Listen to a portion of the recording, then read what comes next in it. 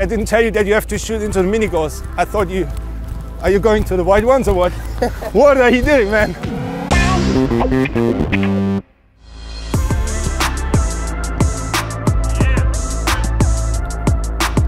Perfect touch, I love this one.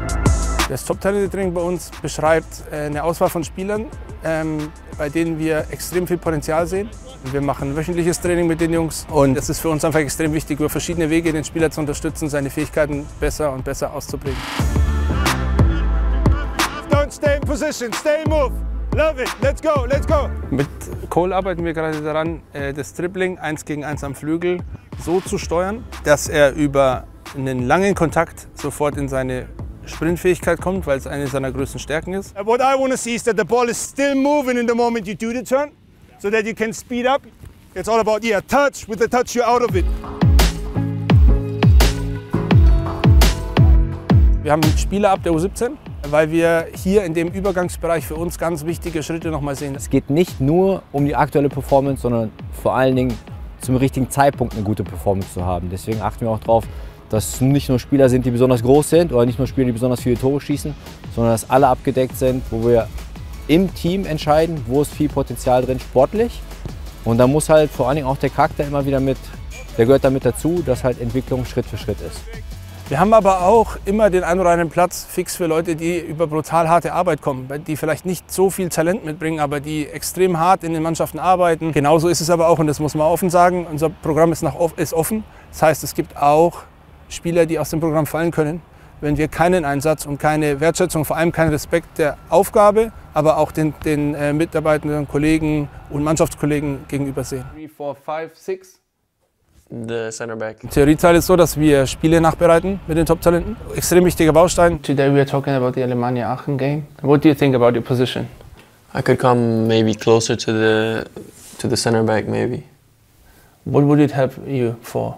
To make the deep run. Oh yeah. Man kann von außen noch so groß Einfluss nehmen. Umso älter man wird, umso größer die Stadien werden, umso weniger Einfluss hat man als Trainer. Und das ist halt viel wichtiger, dass die Spieler die richtige Entscheidung treffen. Da versuchen wir halt durch viel Feedback und viel Fragen genau das hervorzurufen. The one question, did you see if you're open to a switch or if it's here close? Or didn't you have a scan in this moment? No, I knew he was coming. I knew. I was gonna take directly the touch and then open. Yeah. And then I would have stepped and then just like cut back inside and then he would have ran. But the touch was bad, so. Yeah, but you can see that it bounced, so it's okay to me. Yeah. Good. Mathis Albert ist ein unglaublich guter 1 gegen 1 Spieler am Flügel, der extremen Mut mitbringt. Er sucht das 1 gegen 1. Bei uns geht es viel im Top-Training darum, ihm einfach auch zu zeigen, wie kann ich denn mir die Innenbahn aufmachen. Also heißt, wie binde ich einen Gegner, um in bestimmte Räume zu kommen. Be clear with the touches, be clear with the touches. You're better than everybody, let's go, yeah. This is what I see. Every action you do, you show me that you're gonna be better than everybody in this position. Let's go, yeah. 1, open up. Und da ist für uns auch immer wichtig, wir sagen dem Spieler nie, mach so und dann wird's gut. Sondern wir geben dem Spieler Optionen mit, der Spieler probiert die aus, wir gehen in Feedback und passen die dann immer so an, dass der Spieler damit umgehen kann. Da knallt es auf jeden Fall manchmal, aber das gehört dazu, das ist schön, weil nach dem Knall meistens auch wirklich Leistungsexplosionen kommen, weil die Jungs dann relativ schnell verstehen, ey, er hat recht. Oder ich vielleicht manchmal auch sehe, dass ich noch mal was anpassen muss, um den Jungen besser zu helfen.